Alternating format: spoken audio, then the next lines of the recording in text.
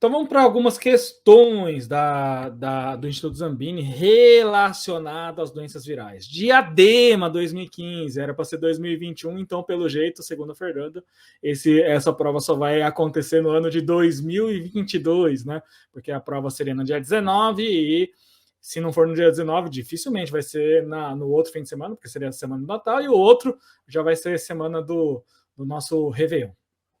Então, 2015, múltiplas úlceras dolorosas na boca, precedidas por vesículas. Então, aqui é um detalhe bastante importante. Um detalhe, né, que acontece nessas lesões, que acontece a formação de vesículas antes da formação de úlceras.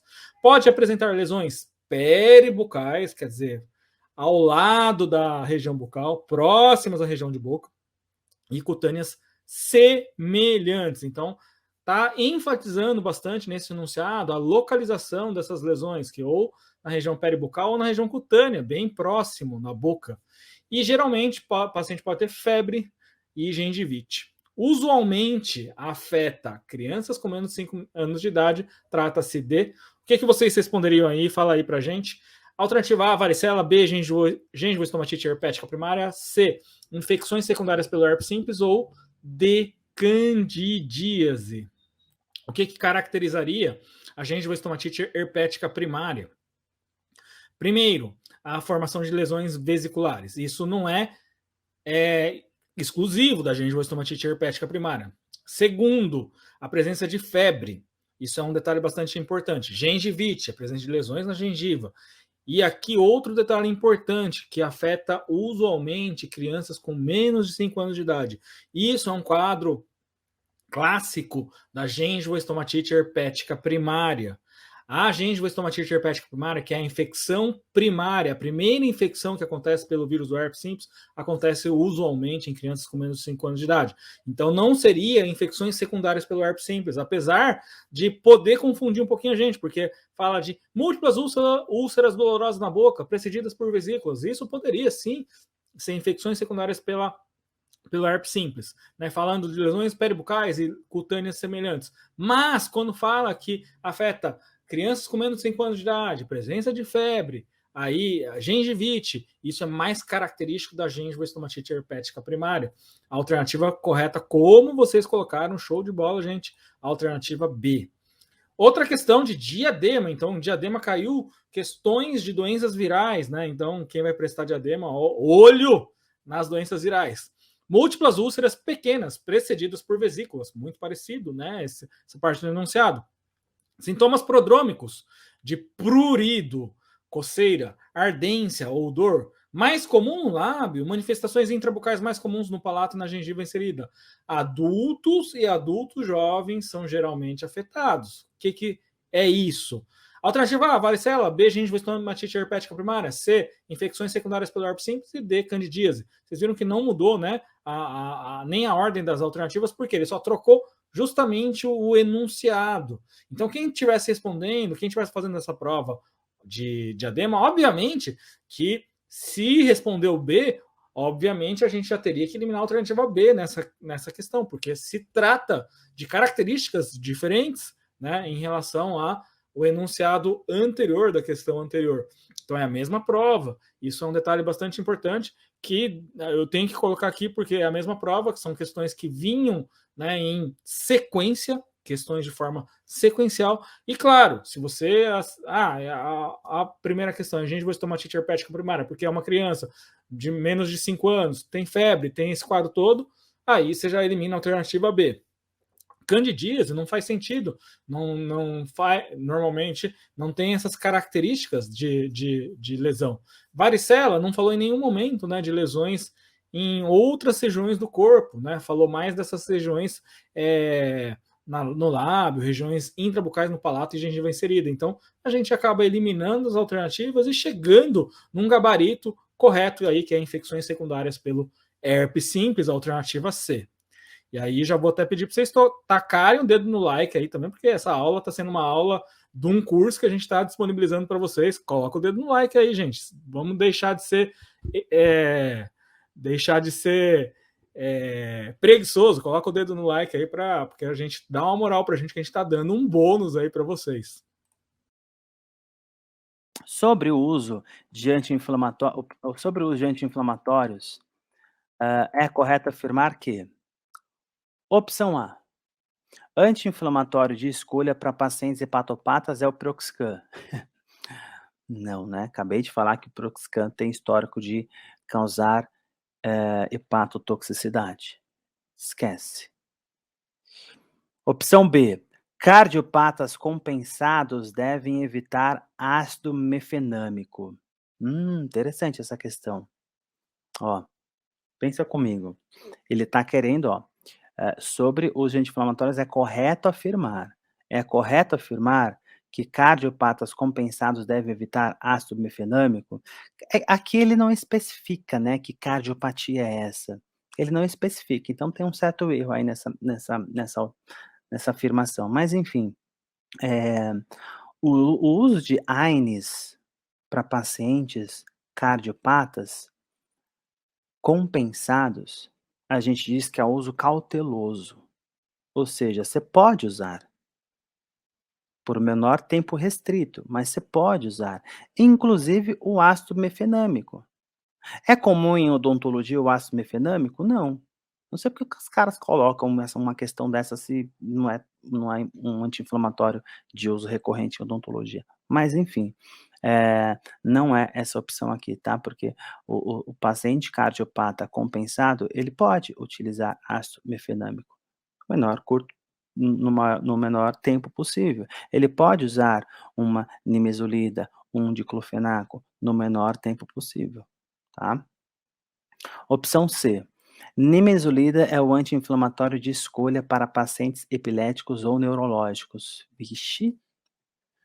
Nimesulida é o anti-inflamatório de escolha para pacientes epiléticos ou neurológicos? Será que é isso? Vamos ver a opção D. Os anti-inflamatórios não esteroides ou AINES são indicados para pacientes em terapia anticoagulante ou coagulopatias. Interessante. Então a gente está indo, pode ser essas duas aí, hein? Olha só. O que acontece aqui, ó?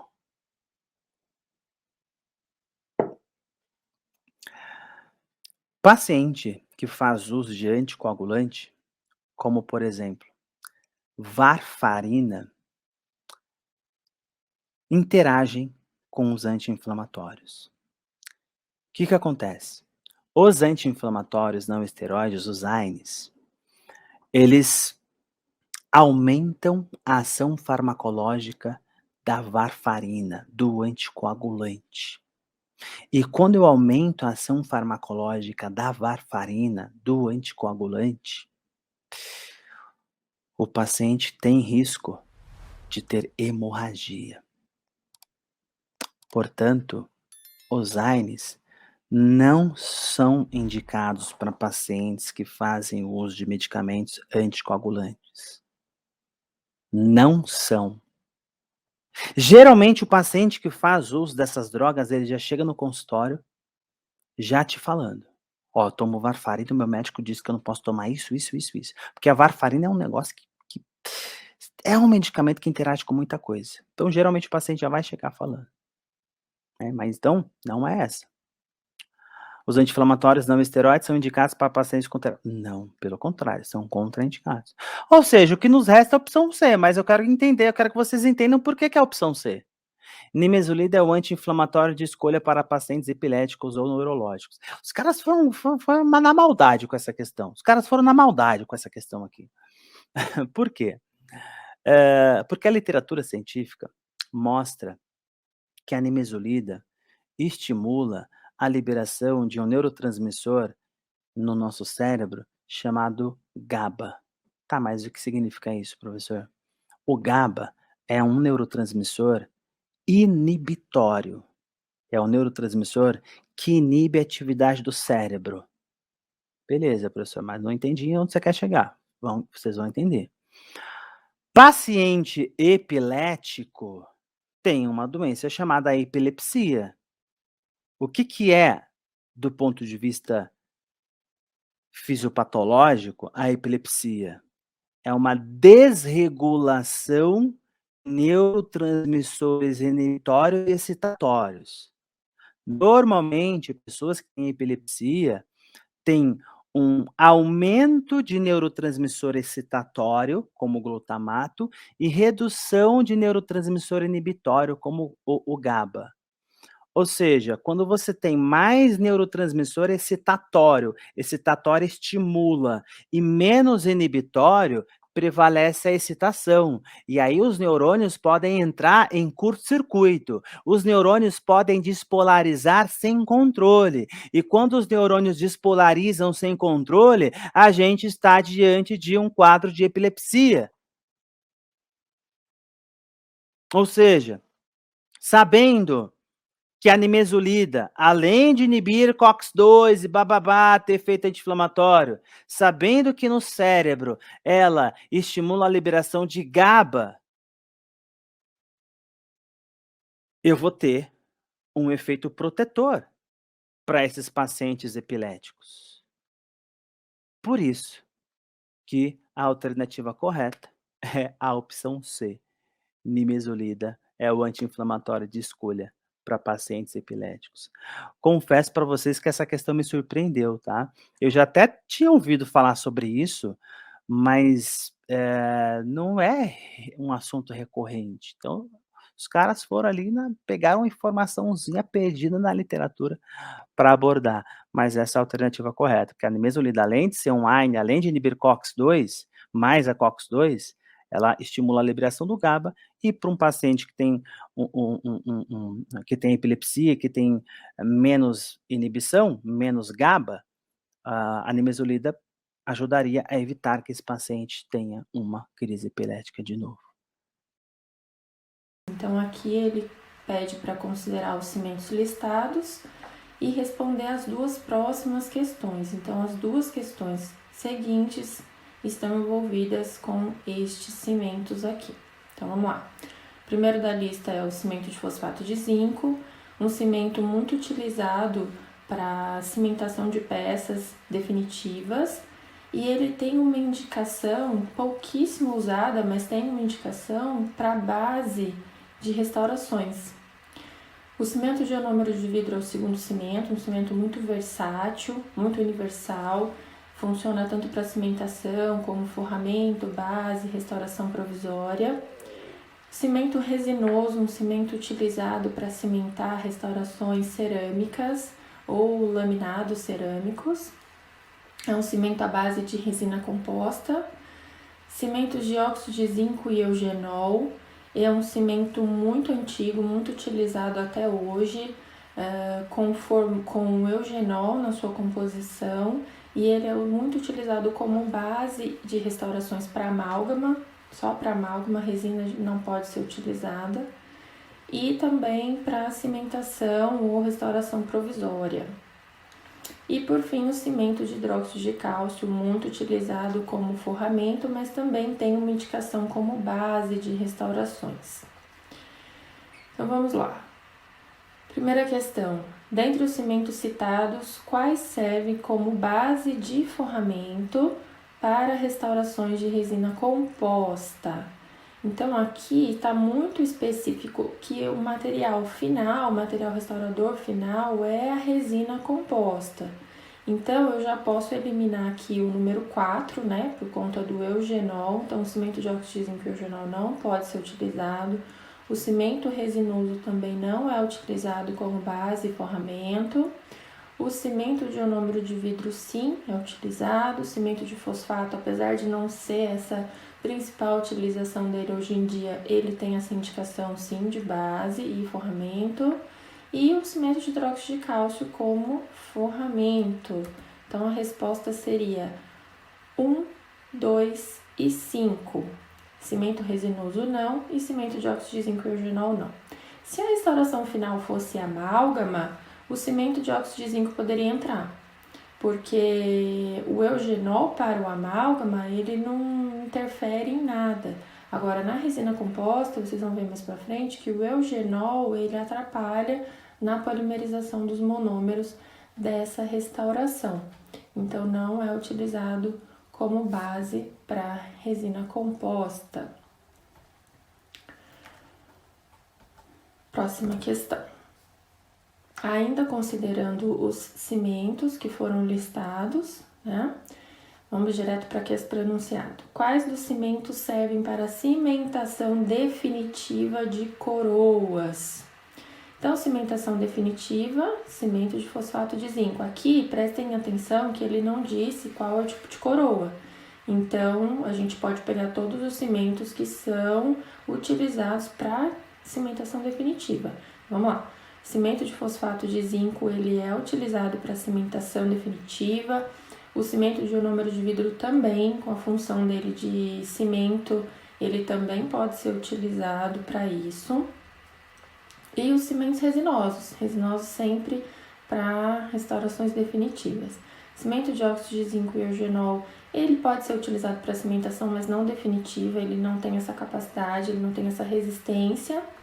E o cimento de hidróxido de cálcio é muito utilizado para cimentação de provisórios, né? Por muitos profissionais não utilizam esse cimento como escolha, mas ele tem essa indicação, só que apenas para restauração provisória. Então, a resposta é cimento de fosfato de zinco, cimento de ionômero de vidro e os cimentos resinosos.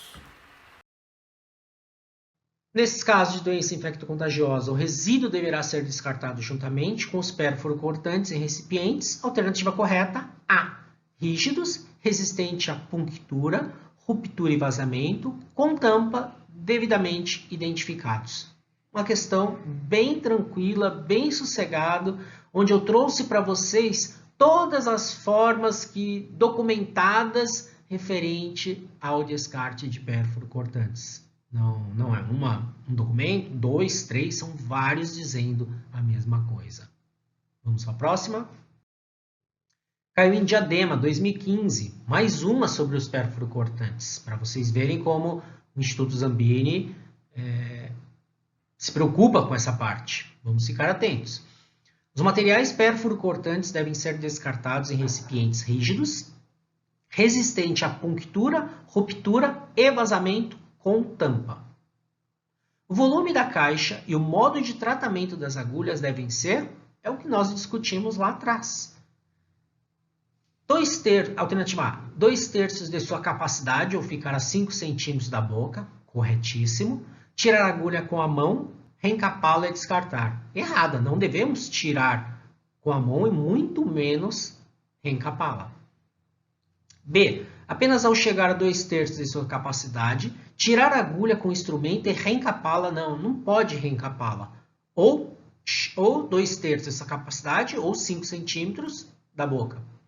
C, 2/3 de sua capacidade, ou ficar a 5 centímetros da boca, tirar a agulha com o instrumento e descartá-la sem reencapar. Corretíssima.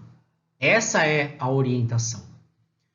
Alternativa D, 2/3 de sua capacidade, despejar em saco identificado como pérfuro-cortante, tirar a agulha com o instrumento e descartá-la sem reencapar. Não, você não vai tirar de um local, colocar num saco, não, né?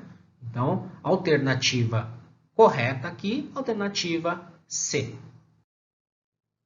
Aí está, alternativa correta, alternativa C. Mais uma questão tranquilinha que se caísse vocês também iam tirar de letra.